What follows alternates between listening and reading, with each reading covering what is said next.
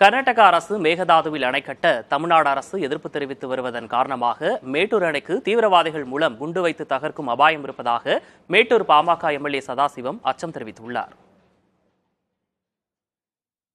மேகதாது அணை கட்டக்கூடாதுன்னு தமிழ்நாடு அரசும் நாங்களும் சொல்றோம்.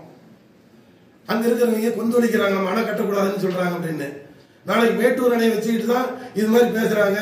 ஏதோ தீவிரவாதி விட்டு அந்த அணையை ஒரு குண்டு வச்சிடலாம், நம்ம அடிக்கடி கர்நாடக மக்கள் தண்ணி கொடு, அணை கட்ட வேண்டாம்னு சொல்றாங்க அப்படின்னு சொல்லி மேட்டூர் அணைக்கு அச்சுறுத்தல் வந்தா என்ன பண்றது?